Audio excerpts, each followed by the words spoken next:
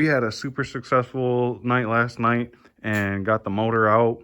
We wrenched hard into the night and got it out, so that was good. What is up, guys? It is the next day already. I've been a little bit busy, as you can see. I got the hood back on, bolted back on, and we've got her as a roller again. All the tires and suspension brakes put back together. And if it didn't need to move and go outside, I wouldn't be bothering with any of this. So there's hours and hours and hours of time in the wind, but that's okay. I put a couple ratchet straps to hold that transmission up kind of closer to where it's supposed to be. And let's see, what else did we do? We just moved some of the wiring so the hood could come down, cleaned off some of the bolts up top. I would go ahead and throw the old junk bumper off that we ripped off back on, but I'm gonna go ahead while I have this opportunity to try out the new aftermarket one I got on. I've been dying to see how this thing's gonna look, so here we go. I'll be happy with that. So, wow, that did not take nearly as much time to finagle that in place as I thought it was going to. This is trying to pop out, so we will need to, I'll at least put a screw, I'm thinking, on that side, maybe both sides. All right, we got the charger sitting out looking pretty. Yeah, that looks way better than the crashed one. But we really got to fix that hood area. That looks terrible. We've got a big mess to clean up. Let's get going. I am going to disassemble this 2014 Dodge Charger 5.7 Hemi. We've got to pull this crank pulley, and I don't know that I'm going to be able to do that without the special puller tool.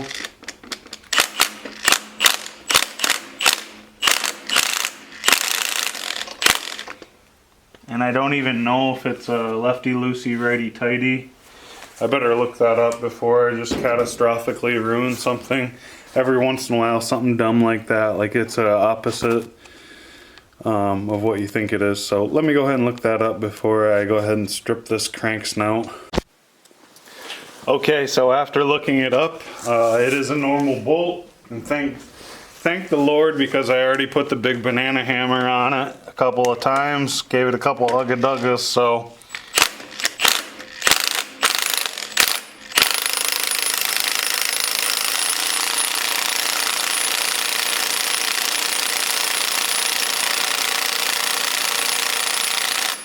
whew, that guy is nasty.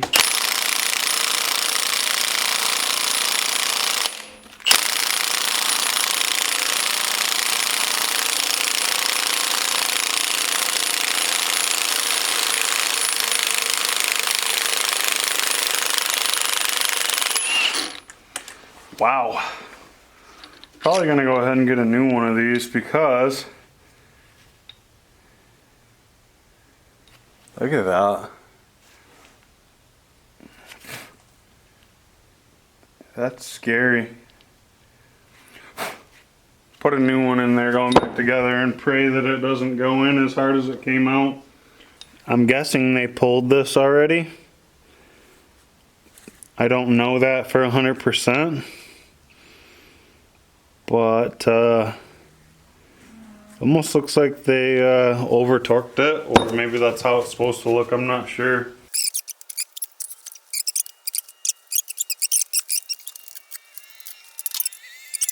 Here, so you could see the pan right there. Boom. And oil baffle, I don't know exactly what you call this piece, but whatever. And there's our catastrophicness. And I'm just praying that we're gonna be okay, pretty much. I think we will. I don't know, but I think we will. So that gives you a little preview of what's going on.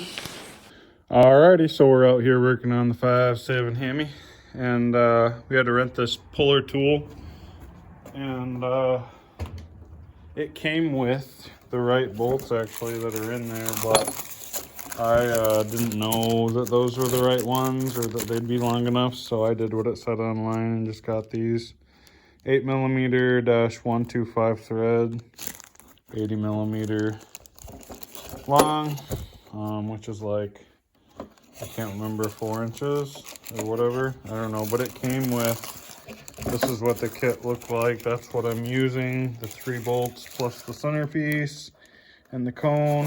And so it came with like the 3rd longest size was the right ones for it. Anyways, I might have been able to use shorter ones even, but it's okay. It can be a little ways away and not hurt anything, pretty sure. So we've got my impact right here, so let me find the right socket for this and we will bump that off.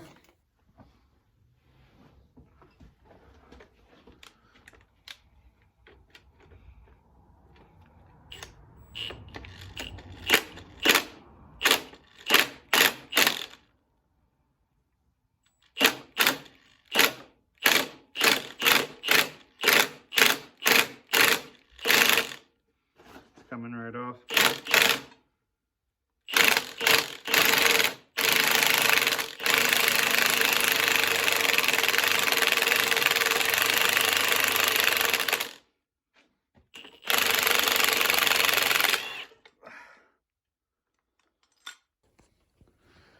All right, a few things got in the way and it's already, the sun's going down, but that's okay. We might do this motor another day, but at least I want to pop the heads on this motor and see what we got going. So I just pulled both of the exhaust manifolds, got them laying there, so I'm gonna flip it back upright. And I've got those down there because I'm expecting a little bit of oil to leak out. I lubed things up in there to get everything lubed because I was turning it over. But anyways, I'm going to spin it upright and start removing the heads. Alrighty, got all the stuff laying down there. I like to keep the stuff in order.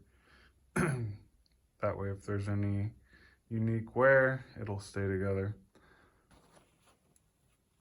Alrighty guys, I got everything loose, so here is the moment of truth. I'll probably have to set this down and do both hands. These are not that light of heads, and or I'm not that strong, one of the two. Hold on, get you guys. So, right off the get-go, I guess that's just rust. Maybe nothing to be alarmed about. This is the one I'm more worried about. Let's see. Man, water big time. Stinky. I don't see any damage like it.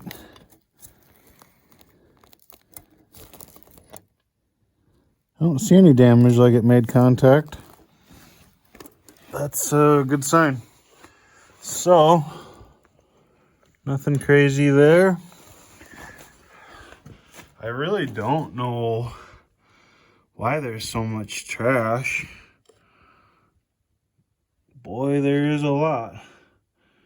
A lot of trash. All right, so I just took the vacuum and these cleaned up a little bit to make sure nothing was gonna hopefully fall anywhere stupid. So, right off the get, they're obviously super nasty, but let's see, this was the one that I think is completely okay. There is a little nick right there though. Also, whatever that is. All right, moment of truth. Give me 2 hands again here.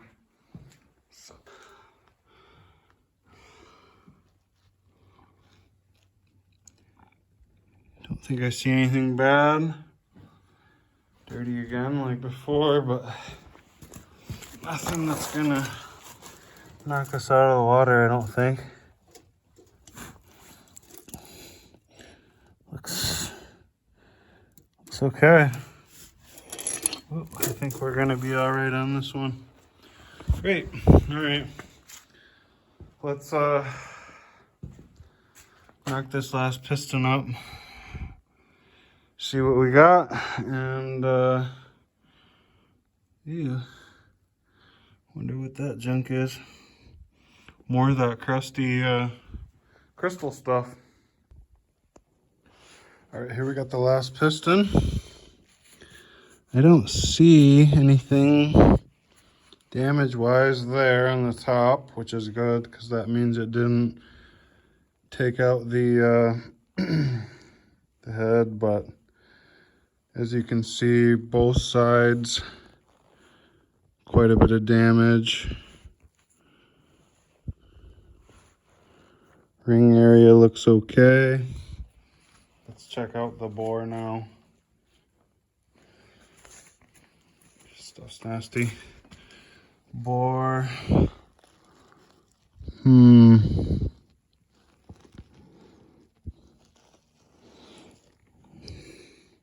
I think we're okay. Look at all those wood chips in there. That's not good. Need to get those wood chips out of there from knocking that out. Anyways, okay, so yeah, I'm not totally disappointed, but I can't see this cylinder wall very well on this one, so I'm gonna go ahead and get that taken care of. As far as the pistons go, we probably could reuse that one right there, but man, it really got a heck of a squeeze on that rod, that rod, and it's not that we wouldn't replace that. Obviously, we got to replace the rod and the pin, but I'm just thinking that the pin, it's so tight on the rod that it's probably deformed the pin, and getting it out will likely mess up the piston, but I wouldn't be able to tell. So it's not worth the extra, I don't know, $100 or whatever it costs for a piston. So we will reuse the rings on both of these, and we'll just throw them on the old pistons or on the new pistons and just hang the complete new pistons with rods in there. I need that oil pan on that one. I don't know, I don't think I need the headers, but I need the oil pan and I need the engine mounts. So I need some stuff off this thing regardless of taking it apart. So yeah, anyways, let me deal with this first. Alrighty guys, that's going to do it for this time on Fantasy Customs. Make sure your notifications are on so you can check the next video out and not miss out putting this motor back in the Dodge Charger. Let me know what you guys think of that new bumper, that aftermarket bumper, whether it's hideous or if it looks alright. Also, let me know what you think of this motor build. Do you think it's going to go good? Do you think I'm wasting my time? You see any major problems that I'm missing? Alright guys, well, thanks for tuning in. We'll catch you guys later.